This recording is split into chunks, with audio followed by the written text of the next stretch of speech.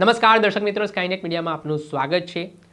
આજથી થોડાક દિવસ પહેલા ભિલોડા ખાતે આવેલી આરજી બારોટ કોલેજમાં એક આદિવાસી સમાજના વિદ્યાર્થીને ટ્રસ્ટી દ્વારા ઢોરમાર મારવામાં આવ્યો હતો અને આ ઘટનાના સંદર્ભમાં છેલ્લા 2 દિવસથી અરવલ્લી જિલ્લા અને ભિલોડા તાલુકા છે તે સંપૂર્ણ બંધ આદિવાસી સમાજ દ્વારા રાખવામાં આવ્યો છે।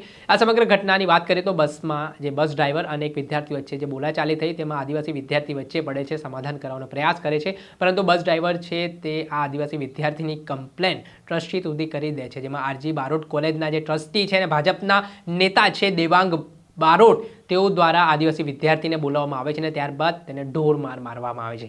આ ઘટનાના પગલે આદિવાસી સમાજમાં ભારે આક્રોશ ફાટી નીકળ્યો હતો અને આમાં ટ્રસ્ટી સામે કડકમાં કડક કાર્યવાહીની માંગ પણ ઉઠી હતી।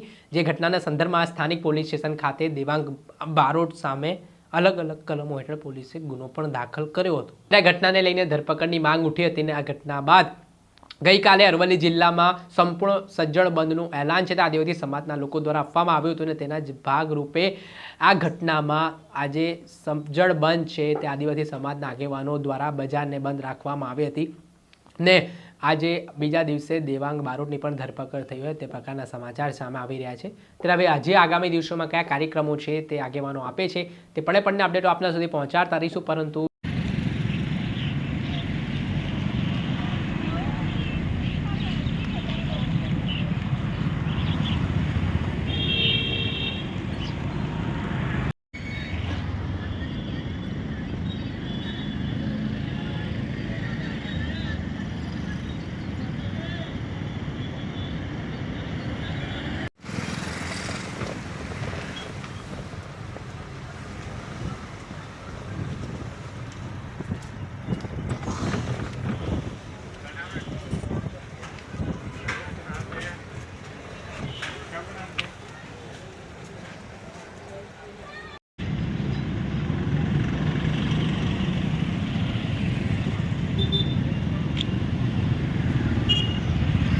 આદિવાસી વિદ્યાર્થીને મારવાની ઘટનામાં આદિવાસી સમાજમાં ઘેરા પ્રત્યાઘાત પડ્યા છે।